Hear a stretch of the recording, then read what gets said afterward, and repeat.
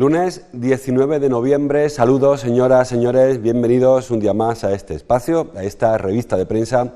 Vamos con nuestro habitual recorrido por las portadas de los diarios que se editan en Córdoba, Diario Córdoba, Diario ABC, Diario El Día. Estamos, como saben, en el primer fin de semana de la campaña electoral y referencias en todos los periódicos a esta campaña que está empezando, que está en lo que es la fase de campaña. En el caso del diario El Día, lo hace con una encuesta que elabora la compañía, la empresa Metroscopia, para el Grupo Yoli. Dice esta encuesta: Susana Díaz no podrá gobernar sin apoyos, titula este periódico. El PSOE ganaría con claridad, pero se dejaría entre 7 y 10 escaños, triple empate entre el Partido Popular, Ciudadanos y Andalucía Adelante, que es la suma, como saben, de Izquierda Unida y Podemos. Y trae un gráfico en el que, bueno, pues se especifica, se escenifica este reparto. Paco Pollato, director de ABC, que se ha incorporado a esta tertulia, como cada lunes, bienvenido. Hola, buenos días. Estaba comentando, como te ponías el micrófono, una segunda encuesta. La primera fue la del CIS, que se hizo en pre-campaña, esta primera encuesta de Metroscopia para el Grupo Yoli. Bueno, supongo que habrá... Nosotros publicaste vosotros, es cierto, la semana pasada, también la encuesta de GAT3. Ayer y hoy publicamos la segunda parte. Efectivamente. Bueno, pues tenemos hoy en la mesa esta encuesta, la de que coincide prácticamente. Todo el mundo coincide en que el PSOE mantiene bajando, que PP trasvasa votos ciudadanos básicamente, y que Izquierda Unida y Podemos, Andalucía Adelante, mantiene o incluso mejora su resultado. Bueno, sí, se podría decir que hay una tendencia general con matices. La tendencia general es que, como tú decías, el PSOE pierde votos y escaños, y luego hay como una especie de tres bloques más o menos uniformes, según qué encuesta sea la que veamos, en el que se alternan además las posiciones, efectivamente. En la del CIS pues se le daba la segunda posición, creo recordar, a Andalucía Adelante. En la de ABC, que se publicó este domingo, en la segunda posición era del PP, y en esta de Metroscopia, creo que es, ¿no? de Yoli, pues también mantiene el segundo lugar. La otra tendencia, pues que evidentemente la fuerza que más crece es Ciudadanos, que lo hace primero a costa del PP, pero también lo hace a costa del PSOE, según qué encuesta en mayor o menor proporción. Si uno, en ese sumatorio de escaños que logra Ciudadanos, que oscila entre los 13 y los 16 incluso, de incremento efectivamente de Ciudadanos, empieza a ver de dónde caen, pues caen efectivamente del PP, que se puede dejar entre 8 o 10, pero también del PSOE, que está en una cifra de hasta incluso 10 escaños en la horquilla baja que le da hoy Yoli. Sí. En nuestro caso, en ABC, estaba la horquilla, me parece que en 6 o 7. Con lo cual, Ciudadanos rasca de ambos caladeros. Porque el incremento de Andalucía Adelante, sumando lo de Podemos y lo de Izquierda Unida, no es tanto. En algunos casos se mantiene igual, en nuestra encuesta disminuía incluso en 1 o 2 escaños, y en esta sí aumenta en 3 o 4, ¿no? Que también en este caso rascaría del PSOE. Quizás la encuesta del CIS, que ha sido la más controvertida, porque además de la de ABC y Yoli, otras que se han ido publicando anteriormente a que comenzase la campaña también señalaban esta tendencia. En la del CIS quizás lo que más llama la atención es apenas el desgaste y la pérdida de votos y escaños del PSOE y una hecatombe, por decirlo de alguna manera, del Partido Popular, ¿no? Ya se ha hablado mucho de los cambios de metodología en el CIS, que continuamente está cambiando la manera de tabular esos resultados, o de esa cocina, como se suele decir. Todo esto son encuestas, claro, valga decirlo también, sí. Son sondeos, recogen la opinión de las personas, que muchas veces pues no se dice la verdad. La única verdad es la que se ingresa en la urna con la papeleta, ¿no? Y bueno, siempre ha habido efectivamente en Andalucía una tendencia a no decir que se votaba al PSOE según la coyuntura que atravesase, o a no desvelar que se votaba al Partido Popular, sí, quizás por esa complejidad añadida que tiene el Partido Popular en Andalucía. Pero además en las tres encuestas hay un importante porcentaje de voto indeciso, que habitualmente en Andalucía no se daba. El voto era muy fiel en Andalucía y se suele mantener de elección a elección. Sí, quizás porque la situación política general también se está diciendo ahora que van a ser unas elecciones que, aunque se vote en clave andaluza, también se va a votar, y mucho, mirando ya en clave nacional. Son las primeras elecciones de un ciclo electoral que nos va a llevar durante año y medio prácticamente sin parar de tener comicios en las que se va a medir a Pedro Sánchez, en la que se va a medir a Pablo Casado y evidentemente en la que se tiene que medir los casos de corrupción que se han producido en Andalucía en los últimos años, gravísimos, como el caso de los ERE, el caso de los cursos de formación, el caso FAFE y un largo etcétera, que también es verdad que visto lo visto en las encuestas parece que no están pasando la factura que se podía pensar que podía pasar en las circunstancias en las que se han dado estos casos, con varios presidentes de la Junta de Andalucía sentados en el banquillo y con la pérdida de dinero para parados que se ha producido. Efectivamente. También tenemos los 4 líderes de los 4 partidos. Destaca el nivel de conocimiento de Susana Díaz, que es algo lógico, el 98% de los andaluces reconocen a la presidenta.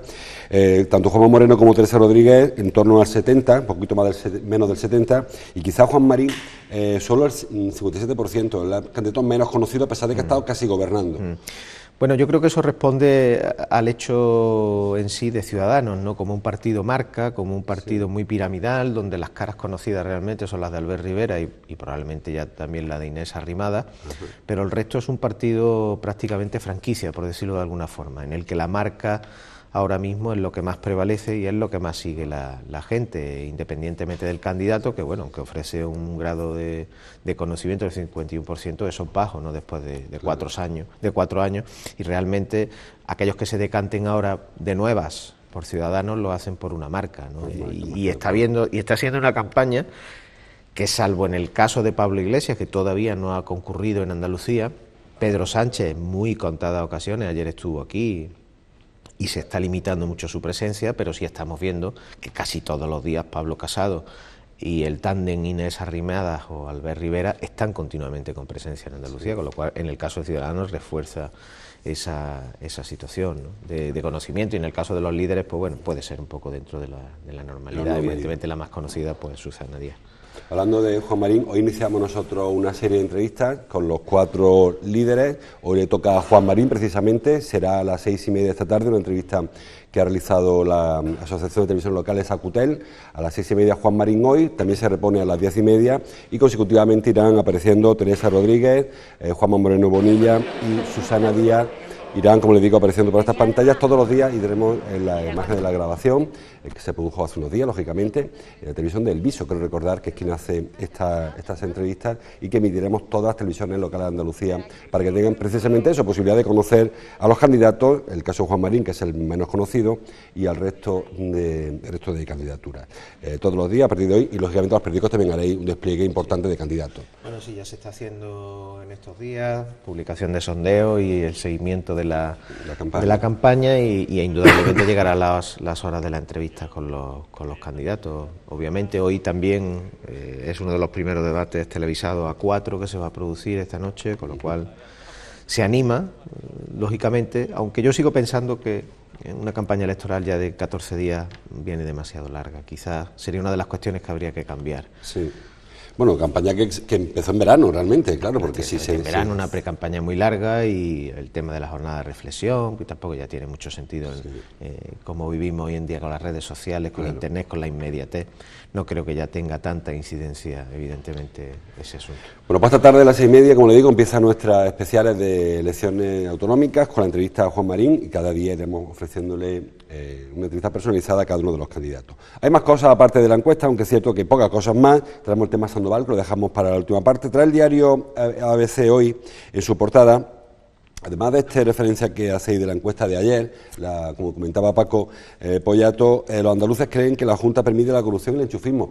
Hay una divergencia entre la sensación que hay en la calle con la encuesta y la urna después, porque cuando se leen este tipo de titulares parecería que había después a continuación un castigo, pero no se produce castigo. No solamente no se produce castigo aquí, también ha ocurrido parecido con el Partido Popular, por ejemplo, en gobierno, en ayuntamiento donde ha gobernado y luego ha refrendado el voto. Incluso Rajoy, recordemos también. Incluso en Valencia ya, en la época en la que estaba bajo cuestión Camps y todos los casos de corrupción, y seguía ganando la... Efectivamente. El otro día había un tertuliano que decía que ahora se está eligiendo al mal menor frente al mejor opción.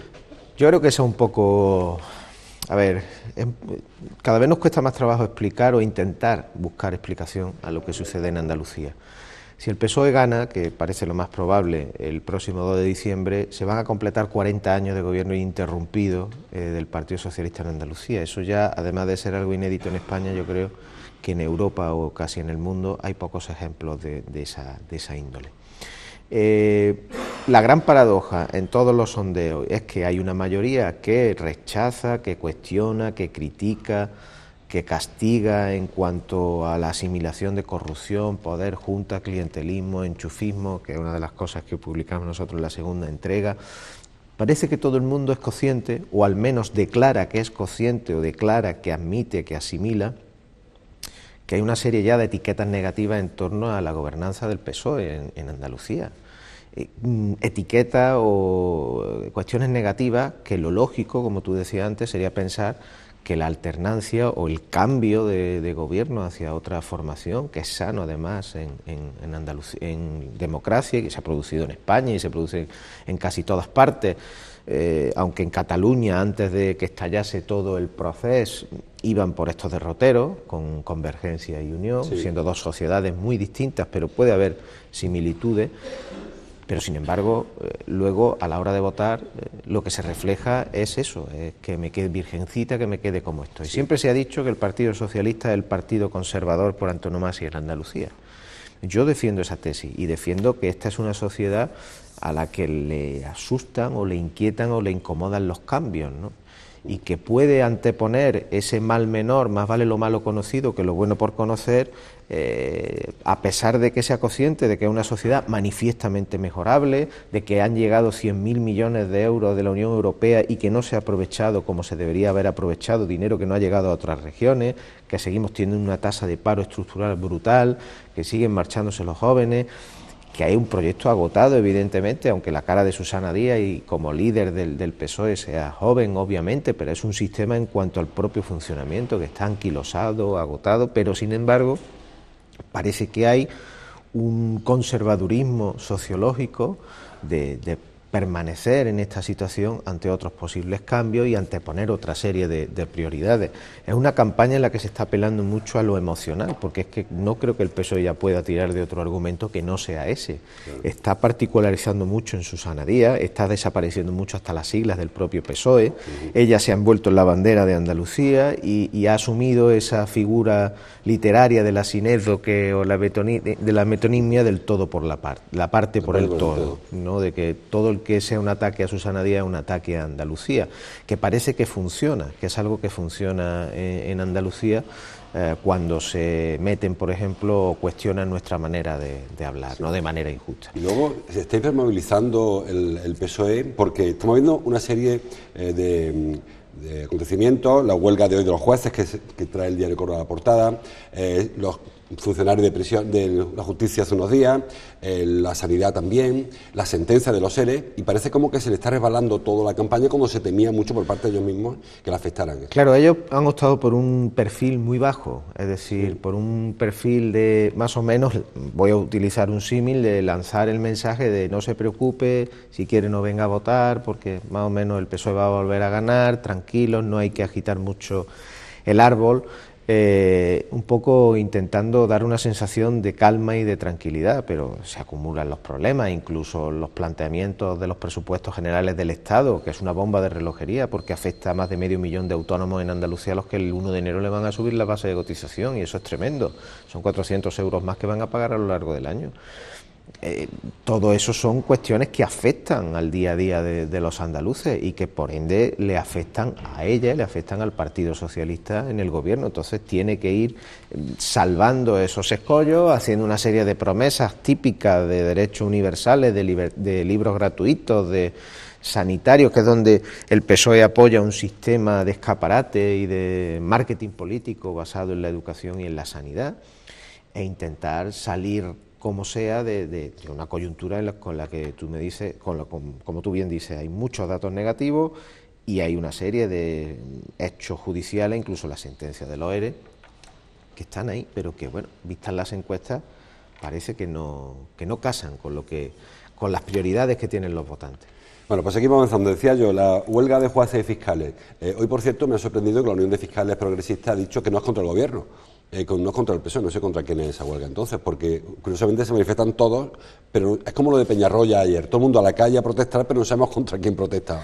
Hombre, se supone que es contra el gobierno que mantiene la situación que antes se le achacaba al Partido Popular. Al gobierno, claro. No creo que sea contra el ministro catalá, que ya no está en el gobierno, ¿no? Sería algo un poco surrealista el manifestarnos porque estamos mal, pero no ¿contra quién? No, pues contra quien debe resolverlo, de alguna forma el que le toca el Ministerio de Justicia, y el viernes pasado fueron los empleados de Justicia, también le salpica a la Junta de Andalucía en ese sentido, ¿no?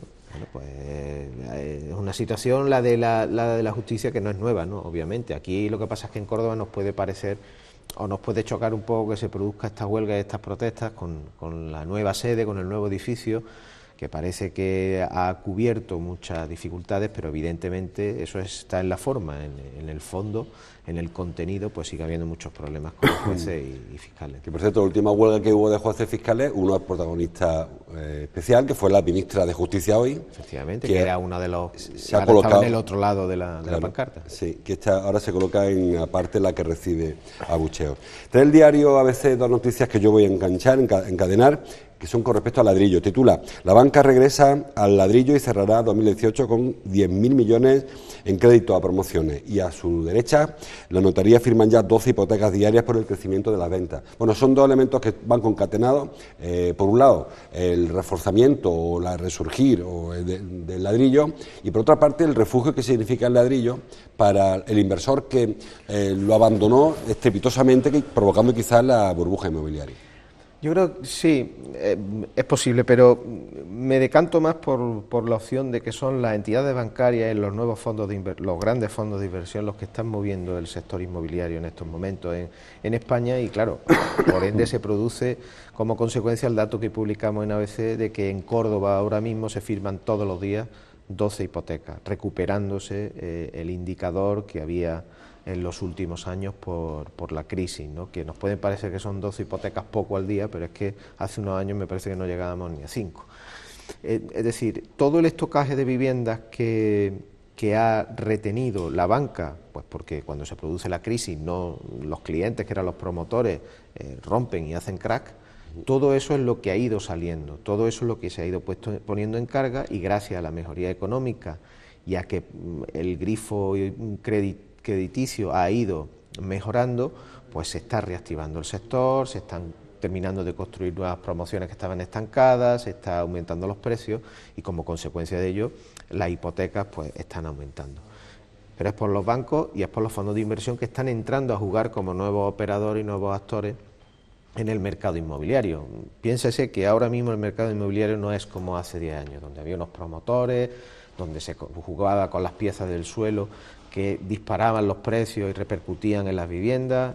Los operadores ahora son distintos, entidades bancarias, nuevas empresas de promoción, nueva manera de gestionar la compraventa y de comprarla, y sobre todo fondos de inversión que están apostando de manera muy fuerte, como dice el titular de la banca y el ladrillo, en España desde los últimos años. Sí, pero también yo coincido con ese planteamiento, pero el inversor privado también está mirando el ladrillo como recurso, como refugio, porque los bancos no dan dinero, no dan intereses suficientes, el oro se descartó hace mucho tiempo por la vulnerabilidad y por cómo va variando día para día, pero ahora parece que ya merece la pena comprar un piso para alquilarlo o para revenderlo. Sí, eso quizás debemos fijarnos en los precios, que siguen subiendo, el alquiler sigue siendo una buena opción, tanto de inversión y tanto por el alquiler como se está diciendo, y evidentemente la mejoría de la economía hace que se apueste por la segunda residencia, que es algo que también se había abandonado, ¿no? Los puntos principales donde más está creciendo este mercado inmobiliario, aparte de las dos grandes capitales o Madrid, ahora está en la costa, ¿no? Y sobre todo en la Costa del Sol se está recuperando mucho el pulso promotor e inmobiliario, y tiene algo que ver con eso precisamente. Dice el diario Córdoba, me ha sorprendido mucho esa noticia, supongo que a Paco también. Endesa detecta 897 enganches ilegales de electricidad en Córdoba, pero solo un 1% son particulares, la mayoría son empresas, grandes empresas, medianas empresas, que se enganchan fraudulentamente a la luz. Sí. Dice luego el desarrollo de información que es más barato para la empresa pagar la multa que pagar el sobrecoste de lo que de verdad tendría que contratar. Bueno, no voy a ser yo quien ponga en cuestión los datos, porque son de la propia Endesa y parece que tiene muy claro, leyendo la información, el modus operandi, ¿no? Evidentemente, con los precios de la energía en estos momentos, es obvio que muchas empresas optan por el enganche ilegal, generando un desajuste competitivo con aquellas empresas formales que pagan la factura, pero evidentemente ellas buscan el ahorro y buscan evitar esos gastos tan altos, ¿no? Yo creo que es una situación que, como aborda la información, tiene muy controlado Endesa, ¿no? Porque calibra en un 80% del fraude aquel que se produce en las empresas, en toda la provincia, que bueno, son unos 900 casos. Esto es como todo, cuando se dan informaciones de una actividad fraudulenta, los datos son sobre aquella actividad fraudulenta que hemos detectado. Claro. No quiere decir que la que no hemos detectado no la tengamos pautada, que es lo que a mí me sorprende un poco de la información, porque en Córdoba capital es un hecho más que conocido toda la serie de enganches ilegales que durante muchísimos años ha habido en las parcelaciones ilegales, por ejemplo. Son particulares, no son que son empresas. Particulares y no son empresas. No sé si es que Endesa o no tiene tan vigilado eso, o no ha manifestado esos datos y los tiene contabilizados de otra manera, o se ha ido normalizando, regularizando la situación, pero siempre nos ha llamado mucho la atención que ahí era uno de los focos más visibles en Córdoba. El otro, el de las grandes empresas, entre comillas, porque en Córdoba grandes empresas ya sabemos cuántas hay, también entra dentro de la normalidad, por lo que decía. Si igual que se apela a que la pobreza energética no va relacionada con esa práctica, no es que en las empresas haya pobreza energética, pero evidentemente con el precio que hay de la energía, pues las empresas optan por lanzarse a la actividad fraudulenta para evitar esos altísimos costes. Sí. Y yo supongo que en ocasiones este tipo de fraude será sobre todo la contratación, que contratas 10.000 y gastas 12.000 en vez de poner un contador nuevo, porque no me imagino yo una empresa haciendo un puente en el contador. Claro que no esté dada de alta, ¿no? Puede haber casos concretos, sí, puede que sea una de las artimañas o zonas industriales que tienen una provisionalidad en cuanto a ese tipo de enganche y aprovechan esa provisionalidad para seguir pinchando y seguir obteniendo energía de manera fraudulenta. Vamos terminando. Trae la foto de Rafael Sánchez de Puerta, de ORBC en su portada, presidente de las cooperativas, y dice: sin riego el olivar será irrelevante. Llevamos un par de semanas hablando mucho de la necesidad de ampliar las zonas regables. Recuerda, la Mesa del Agua lo pidió Asaja hace mucho tiempo, lo han pedido también las pequeñas, COAG y UPA. Parece evidente que no podemos conformarnos con la situación actual, con el statu quo actual, y que las perspectivas o se aprieta un poquito o no hay mejora, porque vemos como los planes de tanto el Ministerio como la propia Consejería no son ampliar las zonas regables. Hay un par de proyectos ahí, pero están parados. No, y además con el cambio de gobierno, el PSOE, que venía ya reclamando anteriormente a la Confederación Hidrográfica esta ampliación de superficies regables, pues se ha mantenido en los mismos 13, ¿no? Yo creo que técnicamente no hay ahora mismo percepción en la Confederación de esa necesidad, o no se quiere dar ese paso, y se está apuntando en dos caminos, ¿no? O pequeñas actuaciones de comunidades regantes muy concretas, con la recuperación de las aguas depuradas o con otra serie de actuaciones más concretas, y luego en la eficiencia, ¿no? En la eficiencia y la sostenibilidad a la hora de gestionar el agua. Lo que ocurre es que evidentemente se parte de una situación que no se corresponde con justicia a lo que merecería el campo andaluz, ¿no? Que con el campo cordobés, con la cantidad de agua que hay aquí embalsada en Córdoba, la superficie regable no tiene proporción ninguna, ¿no? Es ínfima, y evidentemente el aporte que supondría una mayor zona regable, sobre todo en el caso del olivar, sería fundamental, porque ahora mismo el olivar evidentemente sigue siendo el cultivo estrella, aunque podamos entrar después en otro debate, o se pueda entrar en otro debate con respecto a más superficie, más cantidad de olivar, más cantidad de aceite, etcétera, etcétera, pero evidentemente sería un aporte estratégico fundamental. Por cierto, hablando de olivar, Asaja envía un comunicado, que no ha dado tiempo a publicar los periódicos, o al menos no la portada, lamentando o criticando esa idea del Ministerio de Sanidad de colocar colores, no quiero tampoco colores, en los productos según su saludabilidad, según lo saludables que sean. Yo creo que eso va a traer cola. Claro. Va a traer cola. Otro día de eso, no sé en qué momento apareció, porque ahora un producto que salga de etiqueta roja está condenado a no venderse.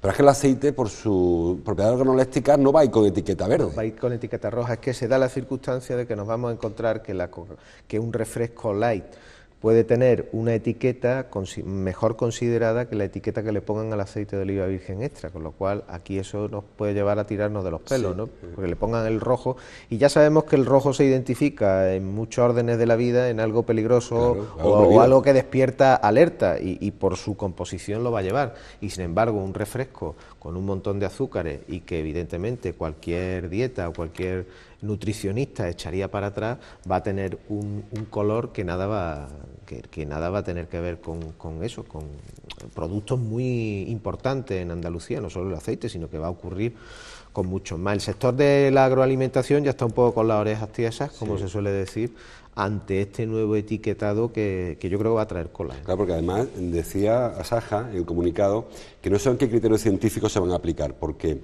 hay una serie de propiedades que todo el mundo reconoce como beneficiosas para el aceite de oliva y otros productos, no solamente el aceite, que sin embargo no se van a tener en consideración a la hora de colocar la etiqueta. Se van a valorar otros de manera a lo mejor más nutricionales o más de obesidad y tal, y que van a perjudicar seriamente. Sí. Yo creo que además es una división muy básica, muy gruesa, ¿no? Grasas, claro, las grasas son malas y hablamos genéricamente, ¿no? Pero es que se ha invertido, se invierte y se trabaja mucho en el aspecto científico, por ejemplo, para vender las excelencias saludables del aceite de oliva virgen extra. Y sin embargo esto es un revés muy importante, ¿no? Porque evidentemente ahora en un montón de lineales de toda España, cuando empiecen los colores a funcionar y la gente de verdad no se pare a hacer un criterio o no tenga previamente un conocimiento y unas claves para poder discernir y decir, bueno, a mí me da igual que ponga rojo, pero es que el aceite de oliva virgen extra tiene unas calidades y tiene unas propiedades que son buenas. Evidentemente es todo en la vida usado de forma moderada y equilibrada, con lo cual puede generar un importante impacto, ¿no?, en todas las expectativas que tiene el sector, ¿no? Ahora que tanto se está poniendo el acento en los AOVES, que tanto se intenta diferenciar, que tanto se intenta cuidar este aspecto. Bueno, pues a ver cómo termina esa historia, porque no parece que haya acabado aquí esa guerra. Bueno, y terminamos con la otra guerra que sí que ha terminado. Hoy Sandoval es protagonista involuntario de las portadas de los 3 periódicos. El diario Córdoba titula: la derrota del Córdoba ante el Cádiz precipita la destitución de Sandoval. El diario ABC, el Córdoba despide a José Ramón Sandoval con foto para el técnico durante el partido de ayer, igual que en el caso del Córdoba. Y el diario El Día, en el centillo de la portada, el Córdoba destituye a Sandoval tras caer en casa frente al Cádiz. Bueno, ha ido Sandoval por la línea, por la cuerda floja mucho tiempo y al final pues ha caído. Sí.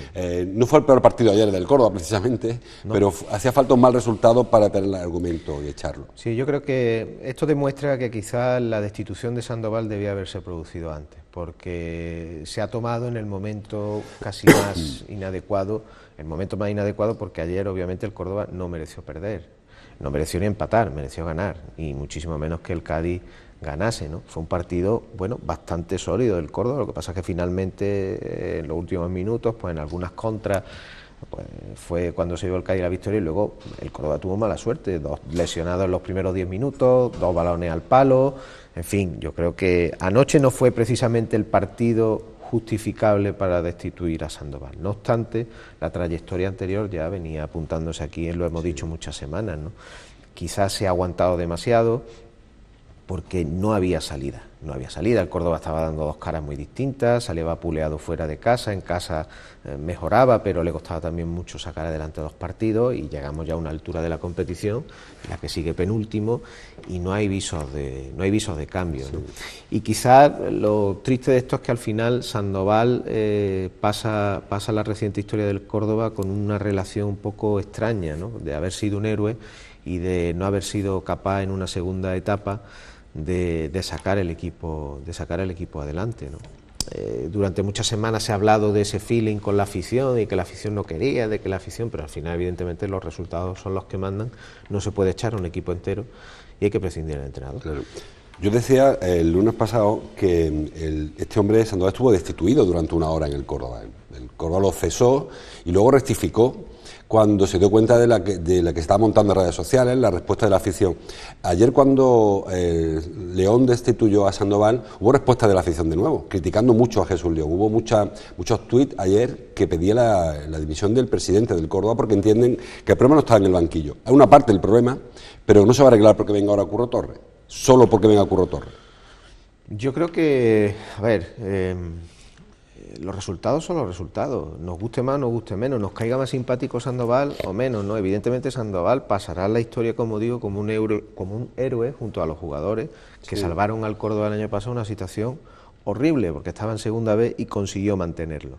El problema yo creo que empieza, y creo que ayer había un jugador que lo señalaba muy bien, cuando todo el mundo piensa que lo lógico es renovar a Sandoval después de lo que ha ocurrido y no se quiere renovar a Sandoval, porque no se quería renovar a Sandoval. La idea que tiene Jesús León en la cabeza es que Sandoval no es un entrenador de un proyecto largo en un equipo. Era una idea compartida además con su círculo de confianza, incluso con el que hasta entonces era el responsable de la parte deportiva, con Oliver. Entonces, cuando cambia el paso y apuesta por Francisco y tal, eso es una primera cuestión que no se entiende, porque lo lógico es seguir con el entrenador. Claro. Luego, tras el fiasco de Francisco, tampoco se vuelve a entender que eche mano de Sandoval, cuando no ha querido a Sandoval un mes antes y echa mano de Sandoval. Pero es que tampoco se ha entendido esa cuerda floja en la que ha estado siempre Sandoval y que costaba tomar una decisión que era, a todas luces, independientemente de lo que piense la afición, todos llevamos un entrenador dentro, que era casi lo más lógico. Y ahora quizás después del partido de ayer, pues puede pensarse que no parece lógico. El mundo del fútbol es muy complicado, eso es así. Pero indudablemente el Córdoba necesita un giro. La situación del Córdoba es que por mucho que queramos a Sandoval, a esto hay que darle un giro, ¿no? Y evidentemente, como he dicho antes, no se puede echar a 20 jugadores y el otro caso sería que el presidente abandonase el barco y vendiera el club, ¿no?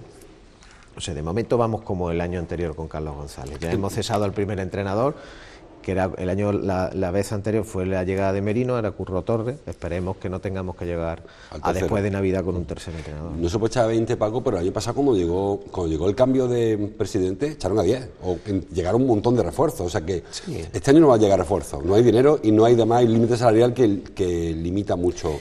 Y yo sigo pensando que la plantilla del Córdoba es en estos momentos mejor que la que tenía el Córdoba el año pasado, pues a esta altura, ¿no? Yo creo que es un elemento objetivo que se puede medir y se puede evaluar y yo creo que puede ser esa también una de las razones por las cuales hay que ver ahora si con el nuevo entrenador esto se puede enderezar, ¿no? El Córdoba del año pasado en estas fechas, yo creo que la plantilla era inferior a la que tiene en estos momentos el Córdoba. Es verdad que en algunas parcelas como en la delantera ha perdido mucho bagaje porque no tiene a Sergio y Guardiola, pero en conjunto me parece que el equipo es mejor. Otra cosa es pues la actitud de los jugadores, otra es la unión del vestuario y otra cuestión sea que en esta situación en la que ya está el Córdoba pues ya entran los nervios y es más difícil enderezar el rumbo.